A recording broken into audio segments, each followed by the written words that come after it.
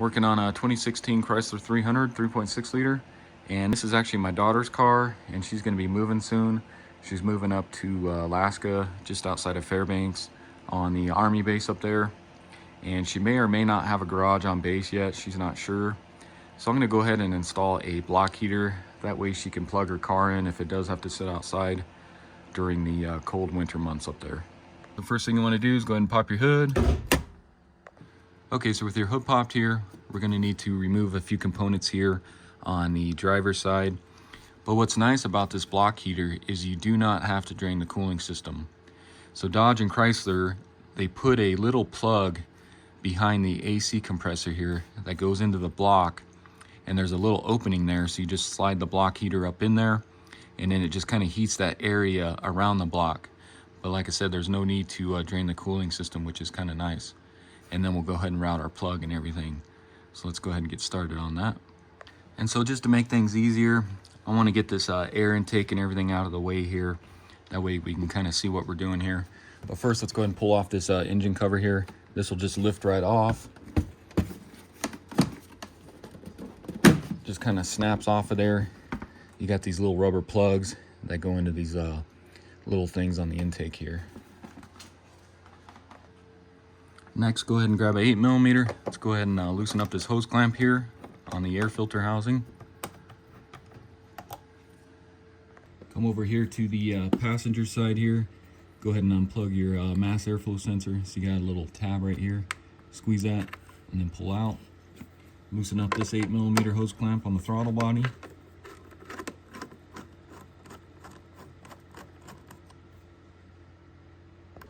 Now we can go ahead and pull the air intake off.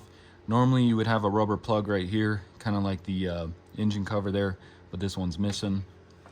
So what you want to do, just pull it off of your air filter housing here, and then up here on your throttle body. That just lifts right off. Come over here on the back side of the air filter housing. Let's go ahead and pull this hose off right here. If that doesn't come off, you may need to just stick a screwdriver on it to help pry it off. Just like that. Next, grab an 8mm. Let's go ahead and pull off this bolt here.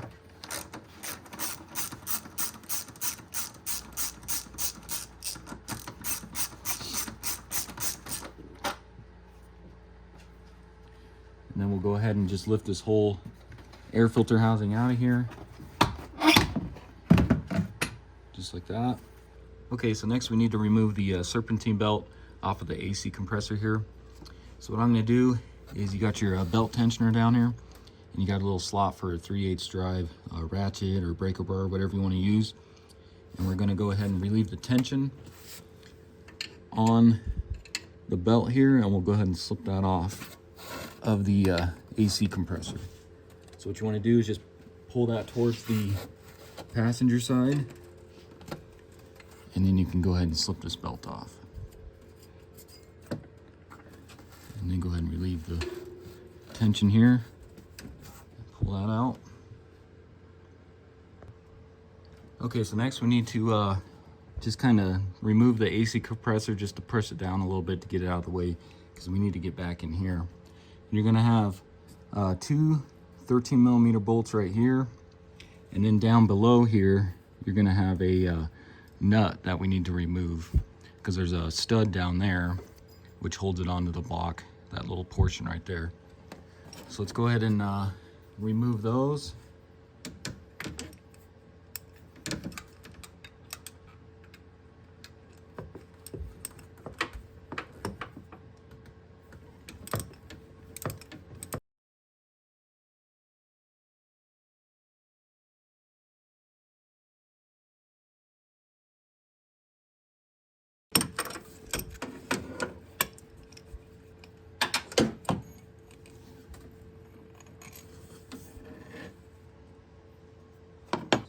So I'm just going to try this deep well here. See if I can get on that.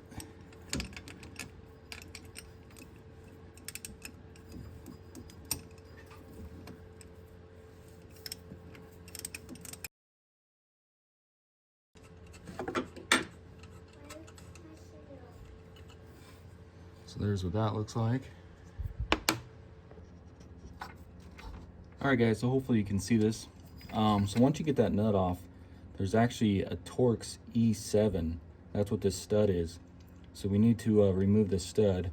So get you a Torx E7 and go ahead and pull that off.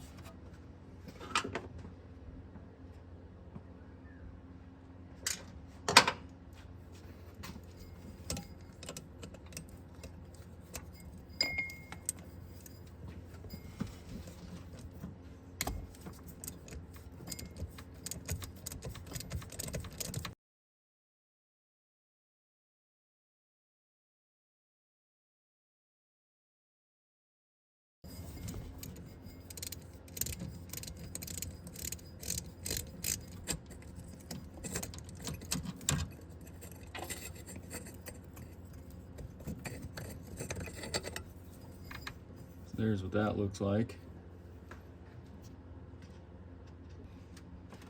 All right guys, so I guess there is one more. Trying to get you the best angle here. But right here, you can see there's one more stud and nut.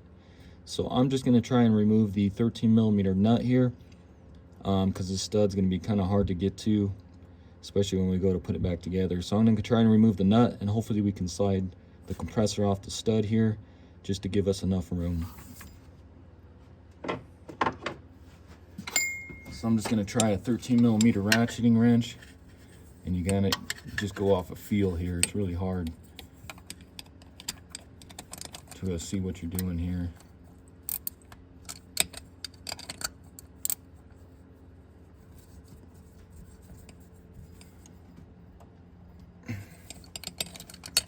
And of course that's gonna be hard to undo here.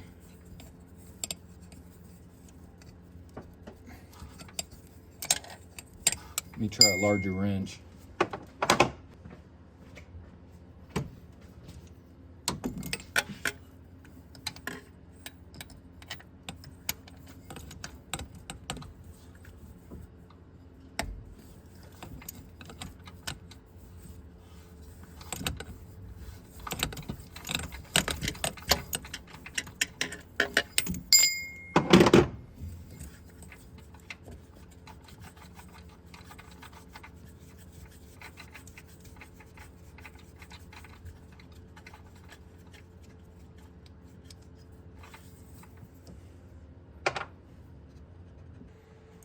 So then what you want to do is let's just see if we can kind of pull this compressor down a little bit here. You can see it's loose now. And looks like that's probably about as much as we're going to get out of that, because I don't want to disconnect any AC lines. So that might work. We might have enough room to slide in there. So let me reposition my camera and I'll show you where we're going to put this in at. Okay guys, so if you take a look here, hopefully you can see here, but I guess there isn't a plug. I thought there was. I must have been looking at this one here. But right above that, there's a little round hole there. That's where we're going to slide that block heater into. And then you can see there's a spot here with some threads. That's where we're going to thread in the bolt that holds the block heater in place there. And then we'll go ahead and run our cord and everything. So let me go ahead and grab the block heater and I'll show you what we got here. Okay, so let's go ahead and take a look at our block heater. So I just went with the genuine Mopar one. There's the part numbers there. I'll put a link in the description of all these parts here. But if you take a look here, so this is what it looks like, and this is what's gonna, so it's gonna slide in there, and then you got a little hole here, which is for this screw here to help hold it in. But you can see all it is. Like I said, you don't need to drain the coolant or anything, so it's kind of nice. Just slide this in, and then you take your cord here.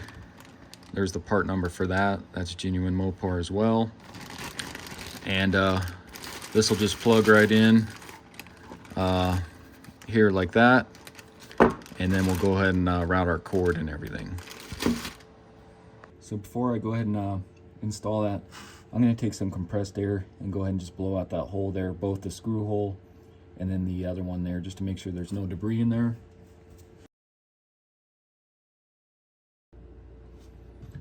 Okay Okay, so now is going to be the hardest part. And I'm going to try a pry bar here just to see if maybe we can help get this pushed down a little more maybe. Just try not to bend any of your lines. And let's see if I can slip this in here, or at least get it kind of started here.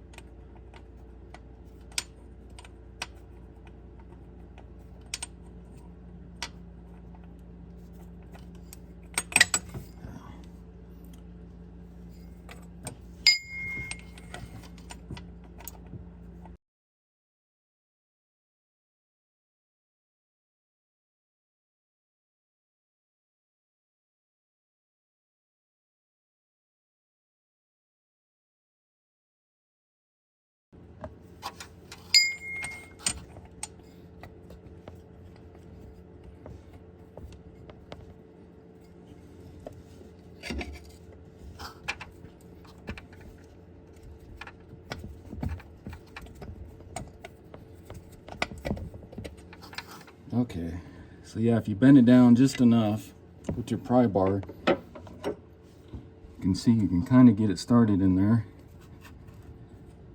And then what you want to do is you'll need to turn it so your screw hole lines up. Let's see if I can get you guys a better angle here. So it'll be like that, so then you can kind of turn it here as you're pushing it in,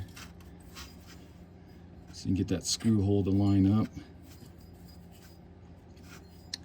And actually, let me pull it out a little bit again here. Let's see if I can get that screw kind of started in here.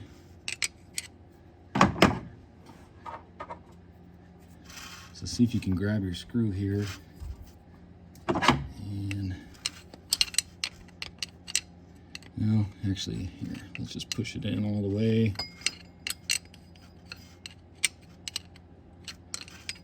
So use your screwdriver to kind of get it lined up here. Grab your little bolt here. That's going to be hard to get in there too. So what you can do, take a little paper towel here, stick it inside your 10mm socket here, and then press this bolt in there, and that'll kind of hold this, keep it from dropping. And let's see if we can just kind of get that in place now without it falling.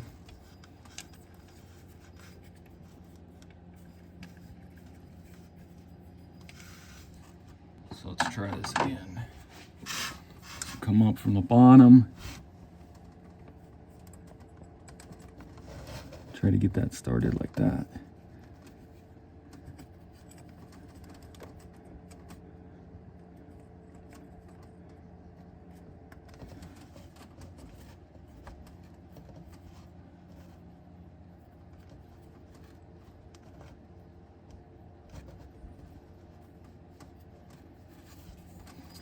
So once you get that kind of started, a few of the threads in there.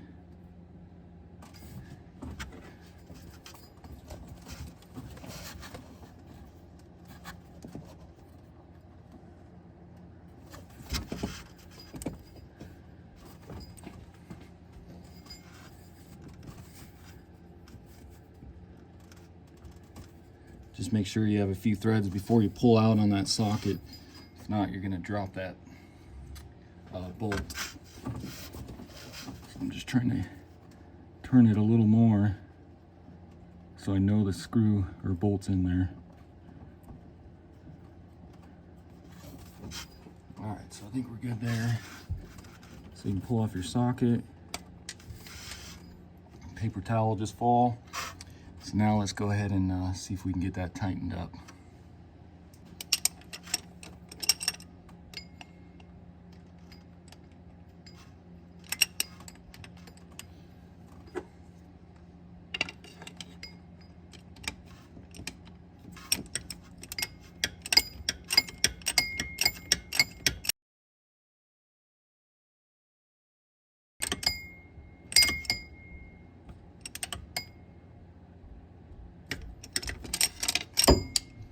just like that. And see what I did? I just kind of held my, had my breaker bar hold the socket wrench in there to keep it from slipping off there. Next, go ahead and grab your cord. And you may need to kind of bend it just to get it to plug in there, because it's kind of hard to get it lined up. So if you bend it like that, it'd be a lot easier to plug in here.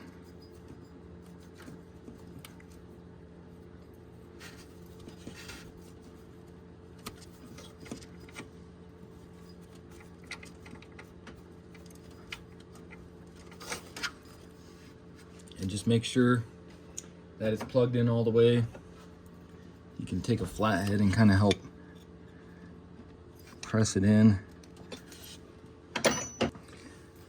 And then you go ahead and route your cord here.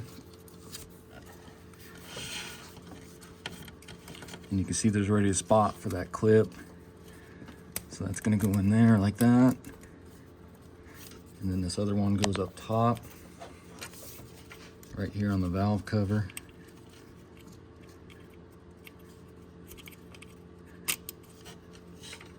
Like that. Next, I'm gonna go ahead and let's get this stuff lined back up here. Get some of our bolts in.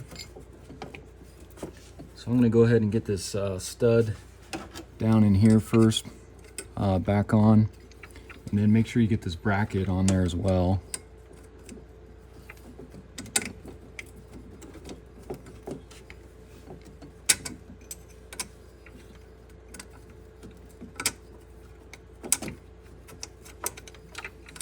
So get that to go through. Bring that up.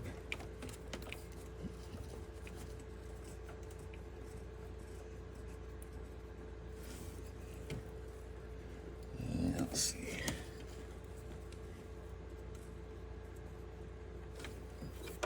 Grab my socket wrench here.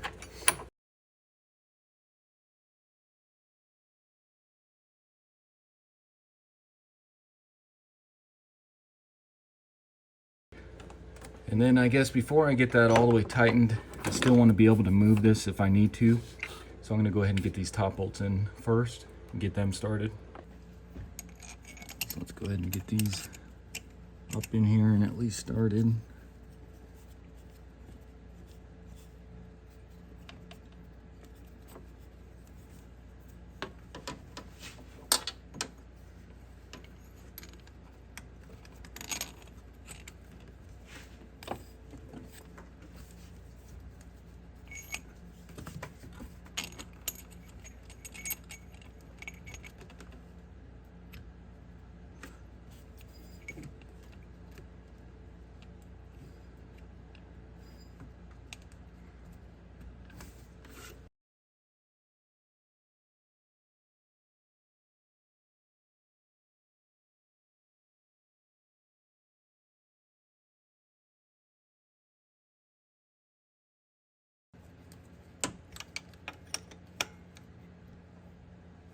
Okay, got those two tight. So let's go ahead and tighten up the bottom ones there and get our nuts on.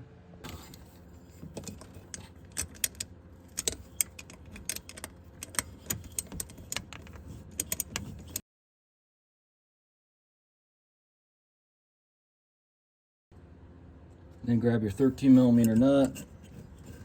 Go ahead and get that on.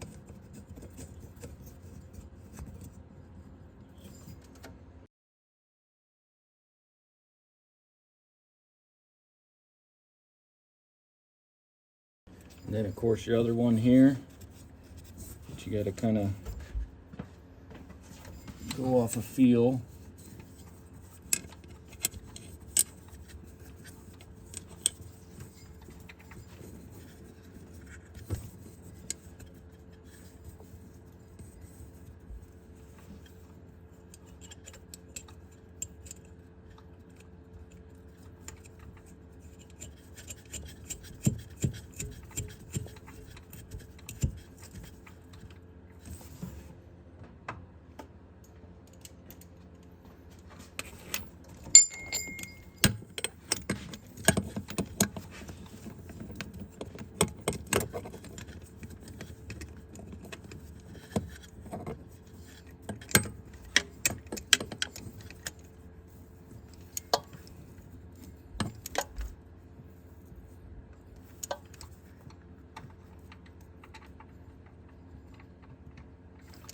just like that. So next, let's go ahead and get our serpentine belt back in place. So grab your 3/8 ratchet or breaker bar. Get that inserted into your belt tensioner pulley there. Go ahead and press down. And go ahead and get your belt back around your AC compressor here. So just make sure everything's lined up here. In all the grooves and everything. Once you're centered and everything, go ahead and relieve the tension.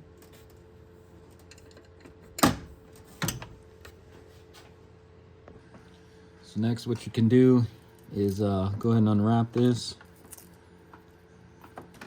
And you can see you got another clip right here. So what you want to do, just kind of feed this along your coolant reservoir here.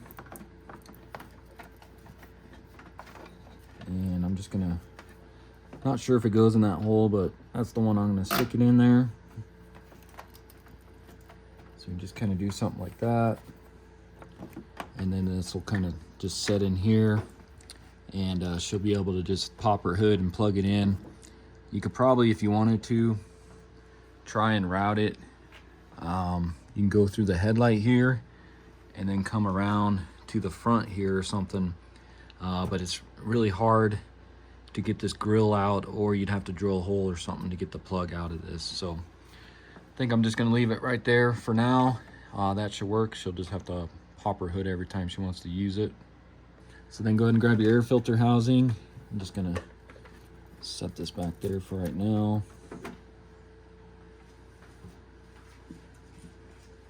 Go ahead and set this down in there.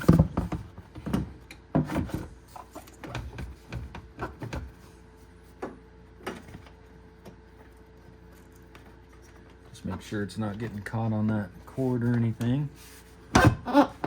Pop it in place.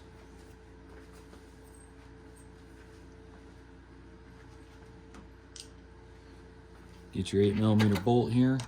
Go ahead and tighten that down.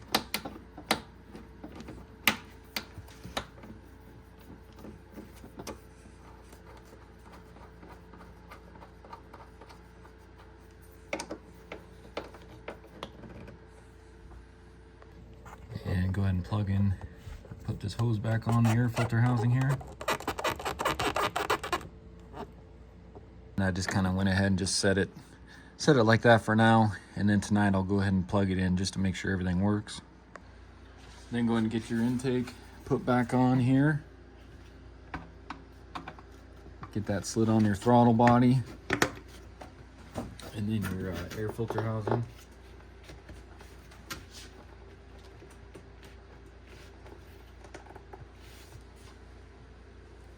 Go ahead and tighten that down.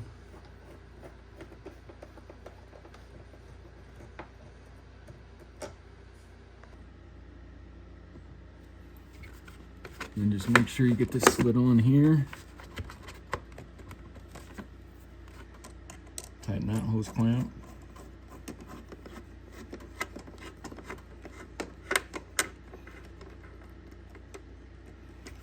And then plug in your mass airflow sensor here. Then go ahead and replace your engine cover.